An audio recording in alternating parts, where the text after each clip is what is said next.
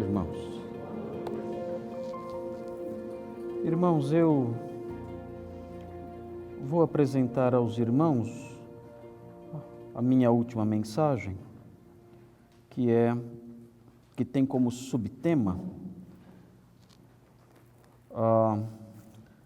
a frase ou a expressão preparados para resistir, ou resistir no sentido de perseverar, de não desistir. Preparados para resistir nesse sentido, de não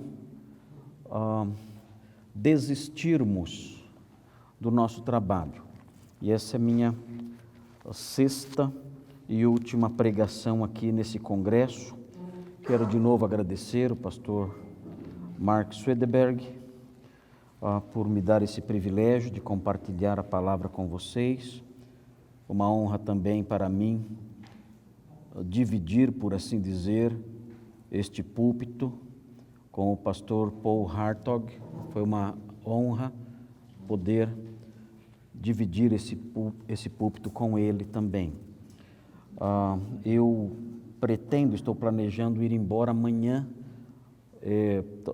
talvez logo depois do café da manhã, porque eu tenho um probleminha de saúde, é um problema relacionado ao meu sono. Eu tenho dezenas de micro despertares ao longo da noite, mas eu não tenho percepção disso, mas na verdade eu não durmo. Então vocês estão diante de um zumbi aqui. Vocês pensam que eu estou acordado, mas eu não estou. Eu não durmo. E isso tem várias implicações para outras áreas da saúde. E eu amanhã tenho uma consulta em São Paulo para definir de uma vez o tratamento disso, para que eu durma normalmente. Eu tenho mais de uma centena de despertamentos ao longo de uma noite. Então isso é muito prejudicial para mim, isso afeta várias coisas, e eu preciso então tomar cuidado com isso, e por isso não posso perder essa consulta de amanhã lá em São Paulo. Então por isso eu vou estar com vocês hoje à noite, mas amanhã cedo é bem possível que não nos vejamos mais, talvez nos vejamos em outros congressos por aí afora, não sei, mas quero desde já me despedir de vocês. O texto que eu quero compartilhar com vocês, com a ajuda de Deus, é o texto de 2 Timóteo 4, de 1 a 5. 2 Timóteo 4, versículos 1 a 5. Eu já falei sobre alguns aspectos, algumas informações de caráter introdutório a esta carta de Paulo a Timóteo, a segunda carta de Paulo a Timóteo. Falei que é a última carta que ele escreveu na sua vida, logo depois ele foi condenado à morte. Falei que ele estava numa prisão terrível, chamada, segundo os historiadores, de Cárcere Mamertino, que é possível ainda ser visitado hoje, se ali é mesmo o lugar onde ele ficou. E falamos que é uma carta que tem várias tonalidades cinzentas, porque o apóstolo Paulo estava diante de uma realidade bastante triste. Talvez o próprio Timóteo estivesse tendo as suas lutas, as suas dúvidas, talvez, quem sabe. E o apóstolo Paulo então o encoraja diante desse cenário tão triste que ele via se desenhar diante dele já no final da sua vida, do seu ministério. E o texto que nós vamos estudar, 2 Timóteo 4, de 1 a 5, é um texto de encorajamento a Timóteo, em face dessa expectativa não muito bonita, não muito otimista dos dias vindouros, da perspectiva do apóstolo Paulo. Diz assim o texto de 2 Timóteo 4, de 1 a 5, diz assim: Conjuro-te perante Deus e Cristo Jesus, que há de julgar vivos e mortos pela sua manifestação e pelo seu reino. Prega a palavra, insta, quer seja oportuno, quer não. Corrige, repreende, exorta, com toda longanimidade e doutrina. Pois haverá tempo em que não suportarão a sã doutrina, pelo contrário, cercar-se-ão de mestres segundo as suas próprias cobiças, como que sentindo coceira nos ouvidos. e se recusarão a dar ouvidos à verdade, entregando-se às fábulas. Tu, porém, sê sóbrio em todas as coisas, suporta as aflições, faze o trabalho de um evangelista, cumpre cabalmente o teu ministério. Irmãos, neste texto nós vemos 3 motivações que o apóstolo Paulo enumera, que o apóstolo Paulo aponta, que o apóstolo Paulo menciona, para que nós estejamos preparados para resistir ou preparados para perseverar no nosso trabalho como mensageiros, no nosso trabalho como pastores, como mestres da sã doutrina. Há 3 motivações aqui. A primeira delas está no versículo 1. O versículo 1 apresenta a primeira motivação para que nós sejamos perseverantes, para que estejamos preparados para resistir, prontos para resistir. E a primeira motivação é a seguinte: é a manifestação julgadora do Senhor. O Senhor vai se manifestar no futuro, e essa sua manifestação é uma manifestação julgadora. O texto diz assim, logo no início diz: conjuro-te, e aqui há um comando solene. É assim que o apóstolo Paulo emite um comando solene, e ele diz: perante Deus, evocando a majestade de Deus aqui, diante da majestade de Deus, eu vou agora lhe dar um comando solene. Mas ele prossegue, e ele não enfatiza tanto a majestade de Deus o Pai aqui. Ele enfatiza um outro aspecto que ele quer realçar para estimular Timóteo a perseverar. Ele diz: conjuro-te perante Deus e Cristo Jesus. E agora ele vai anexar a expressão Cristo Jesus a algo relacionado à escatologia. Ele diz que há de julgar vivos e mortos. O Senhor, quando voltar, julgará vivos e mortos. Os mortos ressuscitarão, nós aprendemos esses detalhes todos. Os que estiverem vivos também serão julgados. Mas o apóstolo Paulo não dá detalhes aqui da escatologia. Nós sabemos que essas coisas são marcadas por algumas variações, e sabemos que a escatologia tem diversos detalhes que não são tratados aqui nesse texto, porque a ênfase do apóstolo Paulo não são os detalhes escatológicos.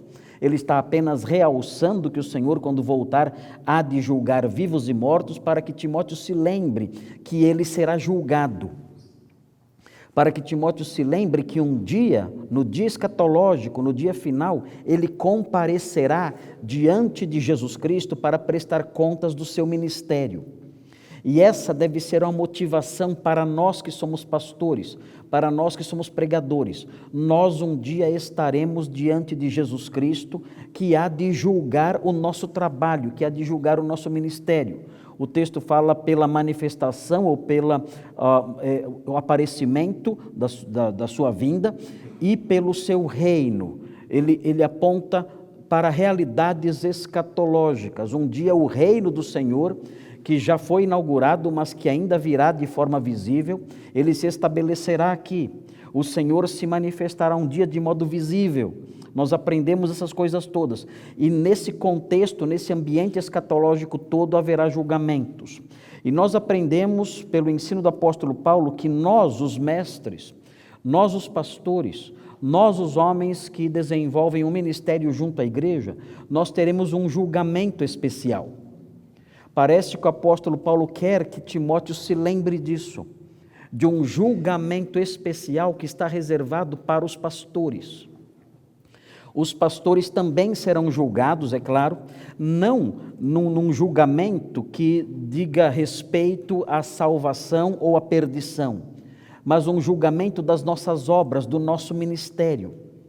E Paulo quer que Timóteo se lembre dessa realidade, a fim de que ele persevere, a fim de que ele, lembrando-se da manifestação julgadora do Senhor, ele persevere e realize um trabalho de qualidade.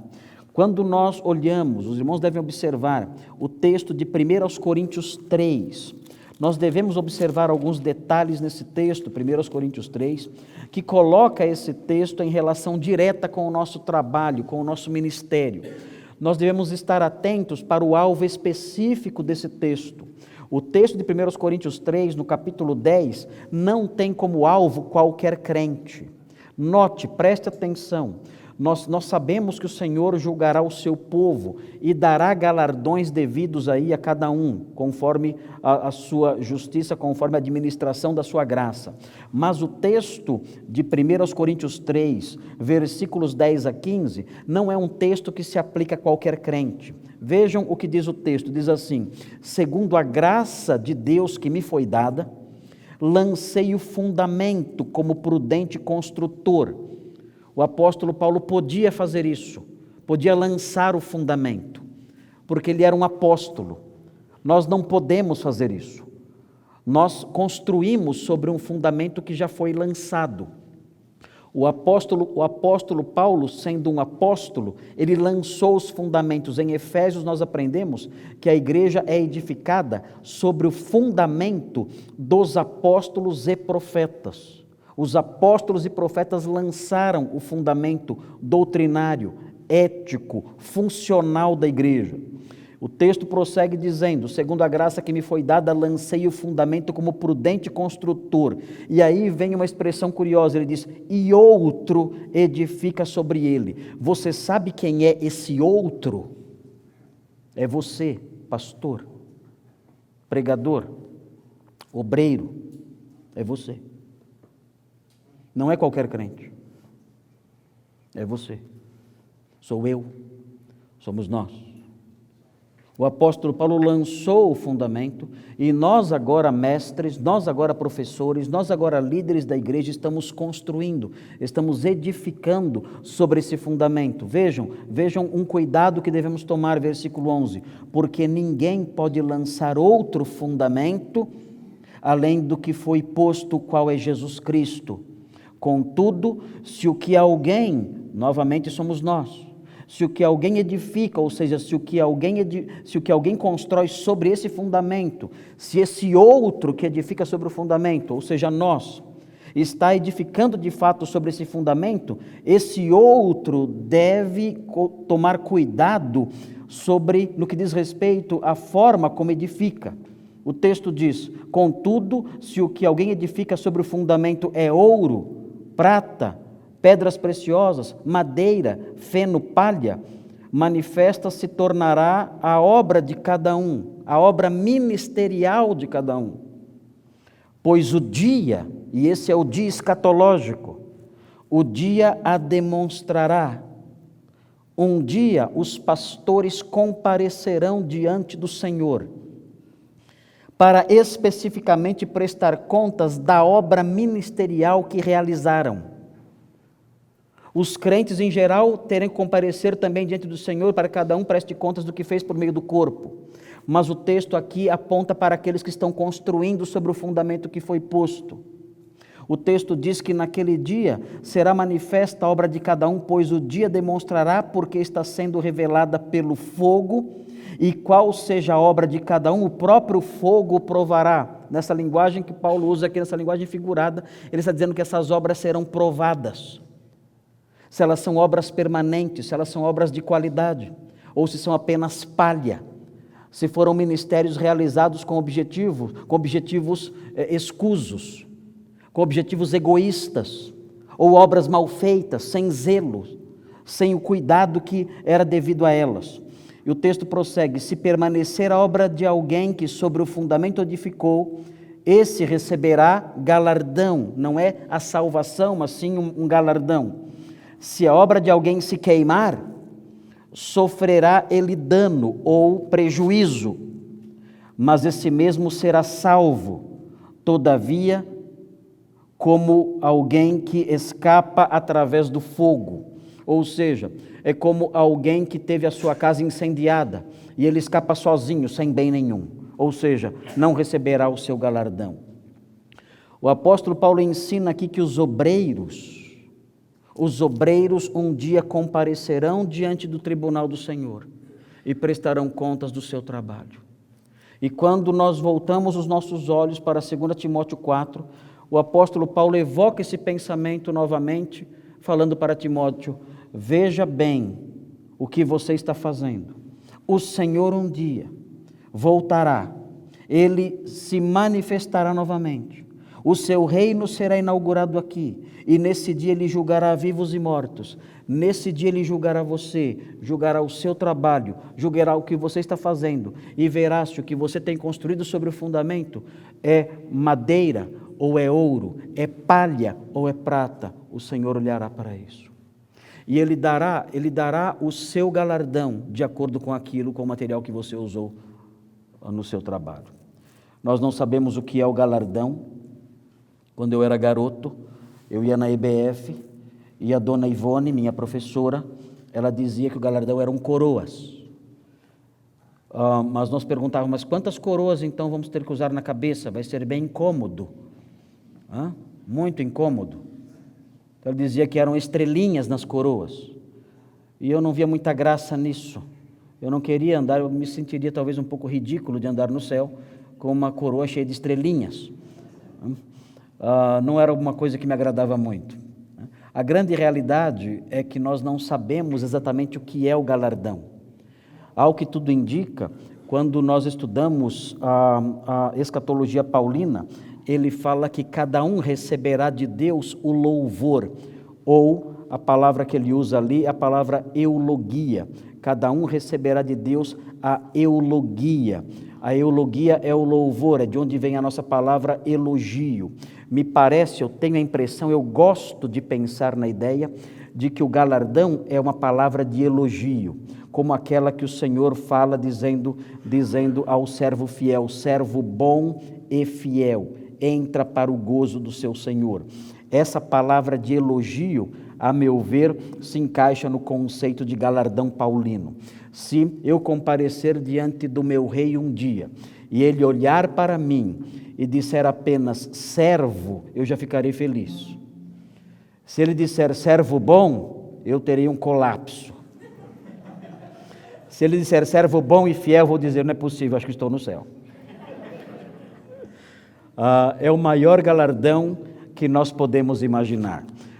A razão de ser da nossa vida, o propósito de ser da nossa vida, deve se resumir apenas no desejo de ouvir essas palavras. Nós, como pastores, não devemos almejar grandezas, aplausos e aprovação do mundo. Nós temos que ter um sonho só em nossa vida. E esse sonho é ouvir um dia essas palavras. É estarmos um dia diante do nosso Rei e ouvir da boca da própria verdade, ouvir essas palavras: servo bom e fiel. Esse deve ser o alvo do nosso ministério, esse deve ser o alvo da nossa vida. Um dia estaremos diante dele e o nosso desejo único deve ser esse: ouvir apenas essas palavras: servo bom e fiel. Mas o apóstolo Paulo prossegue e ele apresenta uma segunda motivação para que nós não desistamos, para que nós resistamos, para que nós sejamos resistentes e perseveremos firmemente no trabalho de pregadores, de anunciadores da verdade. E a segunda motivação é a credulidade tola dos obstinados. A credulidade tola. E é essa palavra mesmo que eu quero frisar aqui. A credulidade tola dos obstinados. Se os irmãos olharem o versículo 2, verão que o versículo 2 apresenta 5 comandos. Há 5 ordens aqui. Ele diz, em primeiro lugar, antes de entrar diretamente na credulidade tola dos obstinados, ele vai tratar disso até o versículo 4, mas ele primeiro dá comandos, 5 comandos. Ele diz: prega a palavra. É uma ordem que ele está dando aos pastores, é uma ordem que ele está dando a Timóteo, é uma ordem que ele está dando a nós. Nós não fomos chamados para divertir as pessoas, para impressionar as pessoas, para criar espetáculos na igreja e atrair as pessoas com esses mesmos espetáculos, para darmos shows ali no nosso púlpito. Nós fomos chamados para pregar a palavra. O conteúdo dessa pregação, talvez nós possamos encontrar em 1 Timóteo 1,15. 1 Timóteo 1,15 diz assim o apóstolo Paulo: fiel é a palavra e digna de toda aceitação, que Cristo Jesus veio ao mundo para salvar os pecadores, dos quais eu sou o principal. É essa palavra que deve ser pregada. Cristo Jesus veio ao mundo para salvar os pecadores. Nós temos que pregar isso. Esse é o primeiro comando presente aqui no versículo 2. Prega a palavra. Eu não posso perder meu tempo fazendo outras coisas. Não posso perder meu tempo compartilhando meus insights pessoais. Não posso perder meu tempo com sermões de autoajuda. Eu fiquei impressionado alguns anos atrás, quando eu era ovelha de um pastor em São Paulo. Ele subia no púlpito, colocava a Bíblia ao lado, fechada, colocava a mão sobre a Bíblia e dizia o seguinte: hoje nós vamos conversar, essa era a forma como ele falava, hoje nós vamos conversar sobre a adolescência. E começava então a compartilhar ideias da psicologia secular sobre a adolescência, e nós ficávamos ali por 1 hora quase ouvindo aquelas coisas, e ele não abria palavra nenhuma vez. Este homem não estava cumprindo o seu dever como pastor. Eu várias vezes tive que sair e fui embora, no final abandonei aquela igreja, fui para outra, porque eu não recebia alimento nenhum ali. Aquele homem não pregava a palavra. Nós não temos essa licença. Existe um comando: prega a palavra, e temos que fazer isso. O texto prossegue, há um segundo comando. É interessante esse comando. O texto diz insta, ou seja, seja persistente. O pastor tem que ser persistente, ele tem que ser chato, ele não pode mudar de assunto. Ele vai ser persistente, falando sempre. E olhem só o que diz aqui na sequência: insta, quer seja oportuno, quer não. Isso aqui parece ser uma linguagem do contexto agrário. Significa o seguinte: insta na estação ou fora da estação. Não importa. Nós sabemos que no contexto agrícola existe época para plantar e época para colher. Existe a estação para o plantio e a estação para a colheita. Paulo diz assim: não é assim no trabalho evangelístico, não é assim no trabalho de pregação, não é assim no trabalho pastoral. Você prega em qualquer estação, outono, inverno, verão, primavera, você vai pregar em qualquer estação, quer seja conveniente, quer não seja. As pessoas podem achar que não é conveniente pregar naquela hora, você vai aproveitar a oportunidade e você vai pregar naquela hora. Você vai falar o tempo todo, você não vai parar de falar, não tem hora certa, todas as horas são certas. Eu conheci um pastor chamado Júlio, e eu fiquei impressionado com o Júlio, impressionado com o modo como ele não perdia oportunidades. Eu estava fazendo um curso com ele ao longo de uma semana no Mackenzie, e nós passávamos o dia praticamente juntos, almoçávamos juntos ali, íamos embora juntos. E o Júlio era um evangelista extremamente persistente. Eu me lembro que uma vez nós fomos almoçar num restaurante que ficava no alto na parte de cima de um prédio, tínhamos que subir uma escada, e nós almoçamos ali. Na hora de voltar, tínhamos que descer a escada. Um moço parou, enquanto estávamos descendo a escada, nos parou e fez uma pergunta para o Júlio, alguma coisa relacionada a algum endereço, alguma coisa assim. E o Júlio, descendo a escada, o Júlio conseguiu evangelizar o moço, fazer apelo, cantar o hino, e quase batizou o moço até chegar lá embaixo. Eu disse: eu não acredito no que estou vendo. A habilidade dele, ele sabia que tinha apenas alguns segundos, era o tempo de descer a escada, porque ao pé da escada o moço iria embora. Ele só tinha o tempo de descer a escada, 2 lances de escada. E ele aproveitou aquele tempo, 2 lances de escada, para evangelizar aquele homem. E conseguiu falar do amor de Jesus por ele, que ele era um pecador, precisava crer no evangelho, e pregando assim rapidinho, e o homem descendo a escada com ele, até que chegou lá embaixo, ele pôde despedir o homem já evangelizado. Eu fiquei impressionado com ele, falei: Júlio, como é que você consegue? Você tem uma habilidade muito grande, você não perde uma chance. E conversamos, ele ia me contando do amor que ele tinha pelo evangelismo, como ele gostava de fazer isso. Aí fomos até o metrô juntos, e chegamos no metrô, estávamos na estação do metrô esperando o trem. Aí um homem passou com uma mala e disse assim para o Júlio, eu fiquei com dó, ele disse assim para o Júlio: por favor, onde fica a estação Paraíso? Eu falei: meu Deus, meu Deus, O Júlio falou, você quer saber onde fica o paraíso? Vem aqui que eu te explico agora. Eu falei, eu estou indo embora, o trem chegou, eu estou indo, deixei lá ele com o homem ali, evangelizando. Era impressionante como ele não perdia uma oportunidade. O apóstolo Paulo ensina isso, ele diz, olha, insta, quer seja oportuno, quer não, há tempo e fora de tempo. E aí vem outros 3 comandos aqui, muito semelhantes. O texto diz, corrige, repreende e exorta. Corrigir significa convencer do erro. Nós não temos que ser populares. Nós temos que corrigir, temos que mostrar, convencer do erro. Nós não podemos ser o pastorzinho bacana, o pastor legal. Nós temos que convencer as pessoas de seus erros, dizer, olha, meu querido, isso, com todo respeito, isso não é assim, isso está errado, eu tenho que reprovar o erro. O texto fala, corrige, repreende, ou seja, reprove, e exorta significa demonstrar, e também consolar a pessoa. Eu tenho que fazer essas coisas, eu tenho que, como pastor, pregar, quer seja oportuno, quer não, eu devo mostrar o erro, eu devo reprovar o erro, eu devo convencer a pessoa do seu erro, e eu devo consolá-la muitas vezes também. E como eu devo fazer isso? O apóstolo Paulo ensina, eu não faço isso compartilhando as minhas impressões. O texto diz que eu devo fazer isso com longanimidade ou paciência e doutrina. É assim que eu vou fazer essas coisas. É assim que eu vou corrigir, repreender e exortar, com paciência e com doutrina. Eu tenho que ser um professor. Eu tenho que ser um mestre.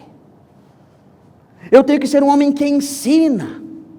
Nós fomos chamados para isso e prestaremos contas disso.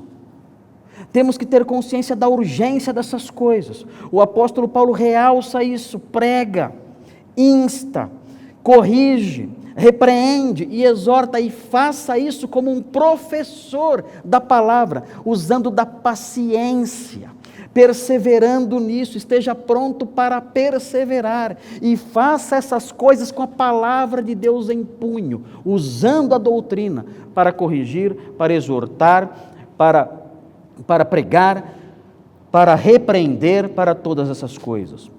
E então, na sequência, o apóstolo Paulo entra na credulidade tola dos obstinados. Ele diz, pois haverá tempo em que não suportarão essa doutrina.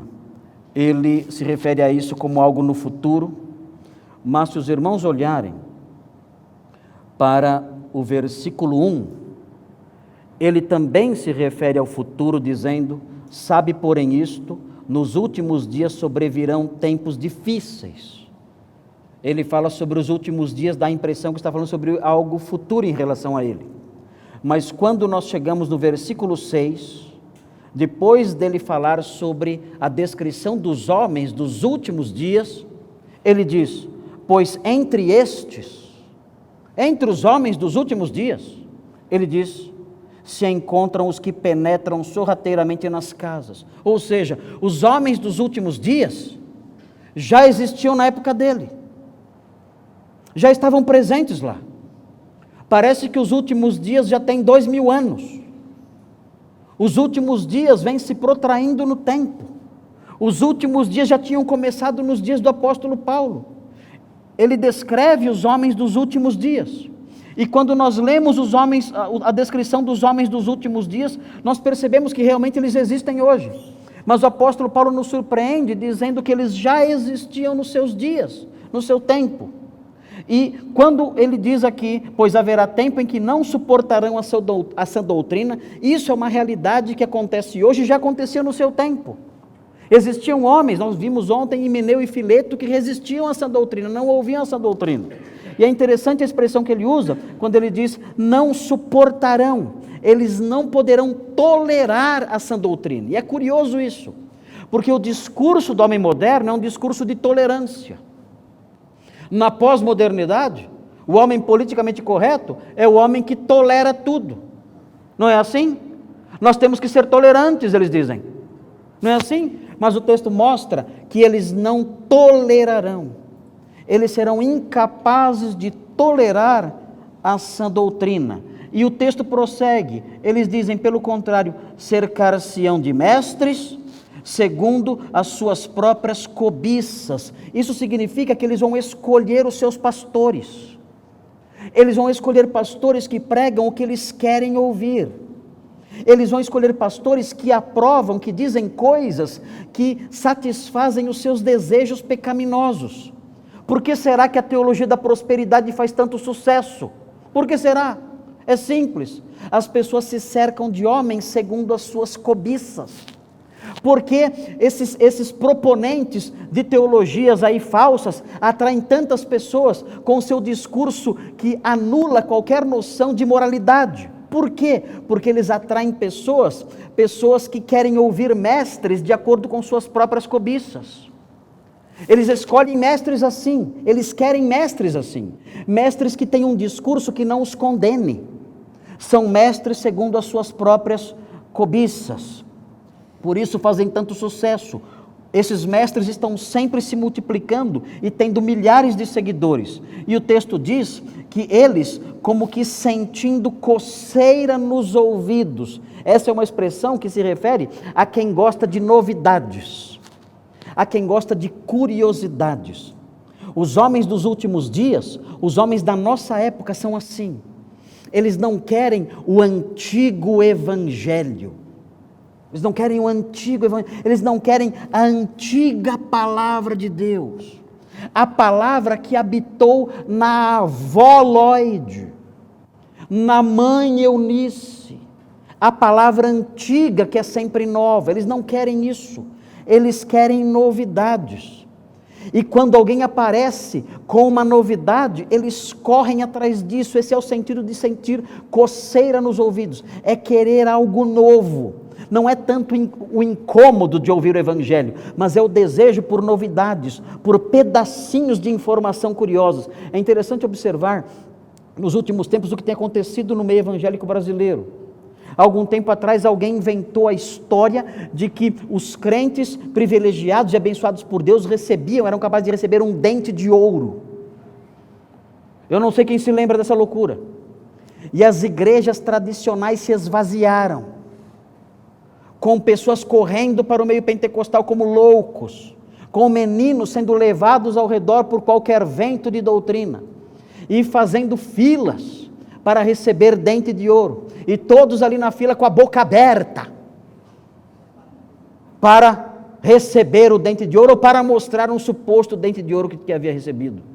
Tolices, novidades. Algum tempo atrás houve aí o código da Bíblia, e as pessoas correndo atrás de mensagens secretas, ali por trás da letra da Escritura, tentando descobrir códigos ali, juntando palavrinhas e somando as letras e os correspondentes numéricos, para ver se encontrava alguma mensagem oculta na Bíblia. São novidades, eles gostam dessas coisas. Recentemente na minha igreja, um senhor começou a se envolver com essas coisas, com numerologia bíblica, e dizendo ali que o número 7 é importante, somando as letrinhas e fazendo outras somas e outras operações matemáticas ali, provando uma série de coisas que não tinham sentido nenhum. Num dos estudos que ele me apresentou, ele descobriu que um dos nomes de Jesus no Antigo Testamento é Palmone, e falou que Palmone é um anjo matemático. Deve passar no Enem esse Palmone. E falando que esse Palmone, esse anjo matemático é Jesus, e se você pegar um floco de neve e fazer as somas direitinho das dimensões de um floco de neve, você vai ver que bate com Jesus, que tinha cabelos cor de neve. Meu Deus! Eu falei, onde você vai parar com isso? E ele é atraído por essas bobagens, por essas tolices, por essas loucuras, e não desistiu disso. Foi excluído da nossa igreja por heresia. Foi mesmo.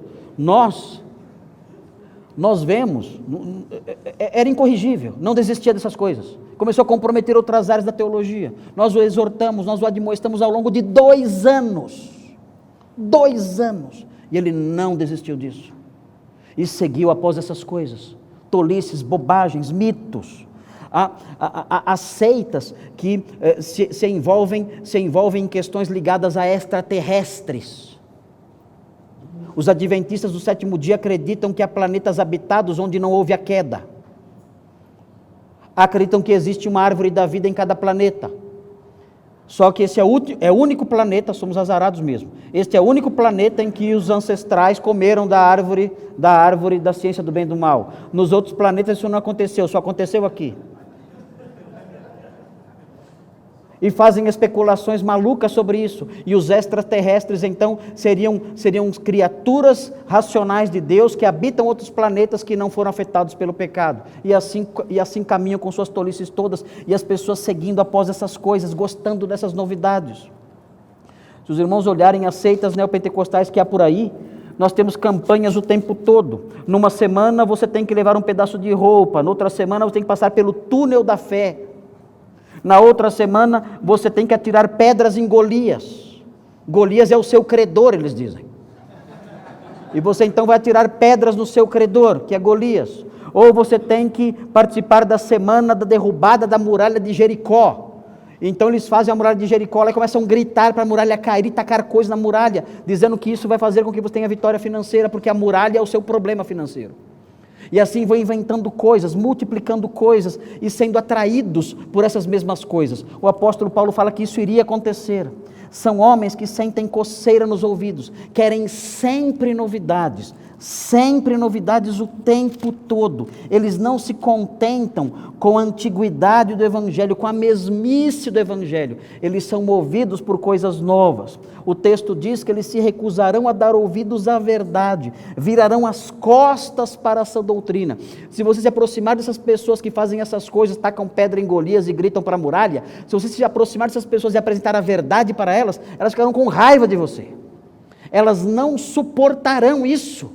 Se você começar a falar sobre essas coisas com elas, sobre a sã doutrina com elas, elas não vão suportar. Elas vão dizer para você: pare, eu não quero ouvir falar sobre esse assunto, isso não me interessa.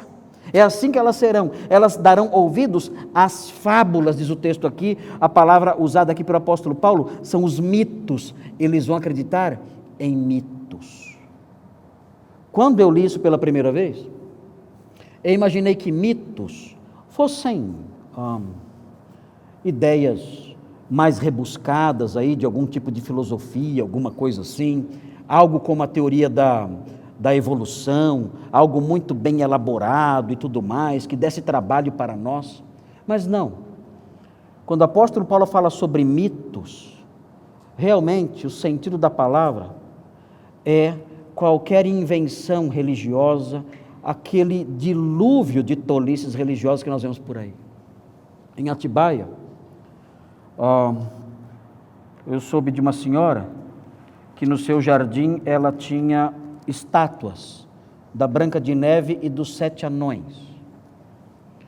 Eram estátuas de jardim, da Branca de Neve e dos 7 anões. Quando ela saía de casa, ela fazia uma oração para a Branca de Neve e os 7 anões guardarem a casa. O Dunga, o Atim, o mestre, guardarem a casa. E alguém perguntou: mas como você acredita nisso? Como você acha que essas estátuas da Branca de Neve e dos 7 anões vai guardar a sua casa? Ela diz: não, existe uma energia nessas estátuas. E essa energia então é que vai trazer fluidos positivos e afastar as pessoas perversas da casa. É bonito o discurso de energia para lá e para cá, mas em última análise ela acreditava no poder do Dunga. Ela acreditava no poder das estátuas da Branca de Neve e dos 7 anões. Fábulas estúpidas, fábulas tolas, fábulas risíveis. As pessoas crerão nessas coisas. As pessoas rejeitarão a verdade e vão se entregar às fábulas. Chesterton disse: a punição por não crer em Deus é crer em qualquer coisa. Quando você não crê em Deus, a punição para isso é crer em qualquer coisa. E é o que acontece aqui. E o apóstolo Paulo, então, nos encoraja dizendo: prega continuamente, prega com perseverança, prega com coragem, porque chegará um tempo em que as coisas serão piores, e os homens darão ouvido somente a fábulas e não vão tolerar de modo nenhum a verdade. Por isso, não pare de pregar, a fim de que a verdade entre na cabeça das pessoas. E em terceiro lugar, o apóstolo Paulo emite uma terceira motivação para os pastores, para Timóteo e por implicação aos pastores também. E a terceira motivação é a seguinte: é o dever intransferível de cumprir o ministério. Nós temos o dever intransferível de cumprir o ministério. E nós vemos isso no versículo 5, esse dever intransferível de cumprir o ministério. O texto diz: tu, porém, é um contraste. Enquanto o mundo enlouquecido segue as fábulas, tu, porém, você não é louco como o mundo. O texto diz: tu, porém, sê sóbrio. Ou seja, tenha a mente alerta e clara. Não tenha a mente de um bêbado. Sê sóbrio. Não tenha a mente de um bêbado.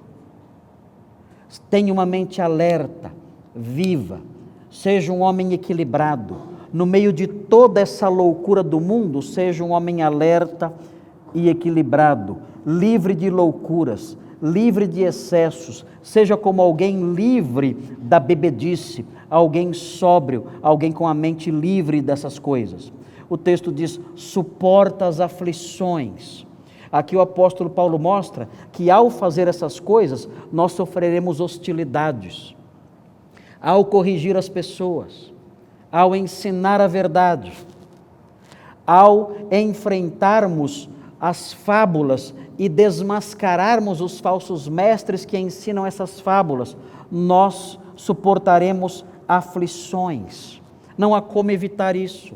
Nós não podemos ter um ministério de verdade, fiel, que seja ao mesmo tempo livre de oposição, livre de ataques. Nós seremos ameaçados, nós seremos perseguidos, nós seremos afligidos. O apóstolo Paulo diz: suporta as aflições. Enquanto você persevera, enquanto você luta contra esse hospício gigante que é o mundo, com as pessoas crendo em tantas banalidades, em tantas tolices, suporta as aflições, faz o trabalho de um evangelista, ele diz, faça com que o evangelho se expanda, compartilhe a sua fé com as pessoas, porque fazendo isso, ele prossegue, você cumpre cabalmente o seu ministério. Não é algo que você possa passar para outro fazer. Essa é a sua hora, é o seu ministério. E você tem que cumpri-lo cabalmente. E como você pode cumprir plenamente o seu ministério? Você só pode cumprir plenamente o seu ministério se você agir dessa maneira, se você ser sóbrio em todas as coisas, suportar as aflições, fazer o trabalho de evangelista, corrigir, instar a tempo e fora de tempo, enfrentar toda mentira, todas as fábulas que são apresentadas por aí afora. Se você fizer isso, você vai cumprir cabalmente o seu ministério. O apóstolo Paulo fez isso. Ele termina o texto aqui dizendo no versículo 6, quanto a mim, estou sendo já oferecido por libação e o tempo da minha partida é chegado. E ele diz, combati o bom combate, eu cumpri cabalmente o meu ministério, completei a carreira, eu cumpri sim cabalmente o meu ministério e eu guardei a fé, ele diz. Isso que eu estou dizendo para você, Timóteo, isso eu fiz. Isso que eu conjurei você perante Deus e Cristo Jesus a fazer, eu fiz isso. Eu cumpri cabalmente o meu ministério.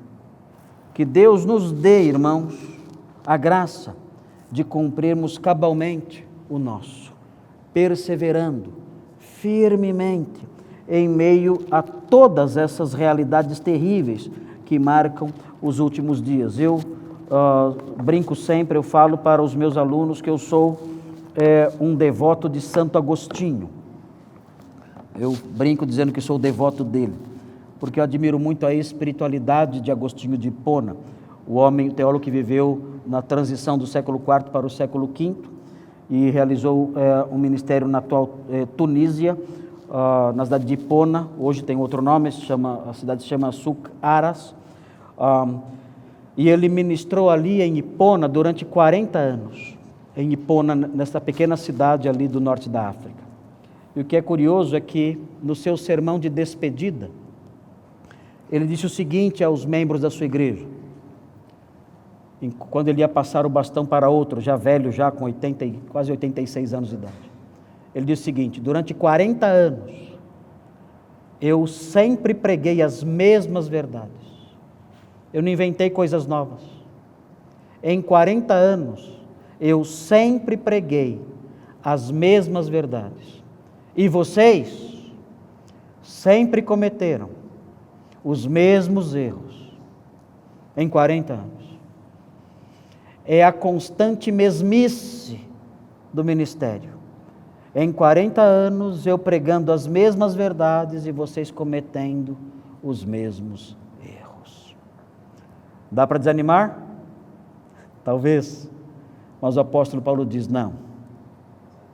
Conjuro-te perante Deus e Cristo Jesus, que há de julgar os vivos e os mortos.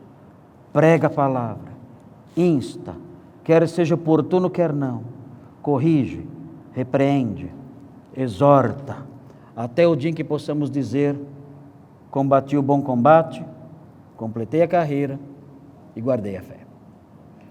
Vamos orar a Deus pedindo o seu socorro.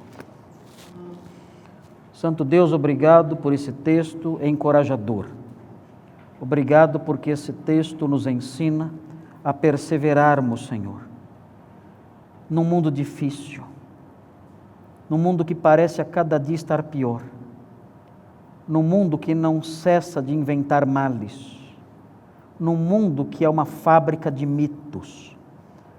Ó Deus, nós somos soldados solitários aqui, cada um de nós em sua igreja, trabalhando ali. Somos, ó Deus, pessoas nadando contra uma terrível correnteza, batalhando contra gigantes, contra forças poderosíssimas, contra poderes indizíveis, imensos, muito maiores do que nós. Mas, ó Deus, nós queremos nos colocar de pé, fazendo frente a esses poderes.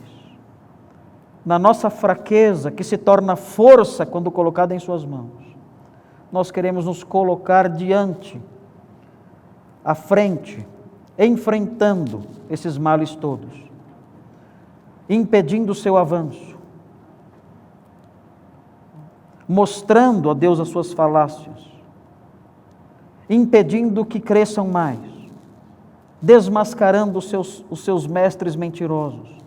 Nós queremos fazer isso com coragem, com vigor, com ousadia. Dá-nos, ó Deus, a bênção de sermos assim, de sermos fiéis e corajosos, sempre com a sua palavra em punho, vencendo o mal, ó Deus, nesta geração pervertida e corrompida em que vivemos.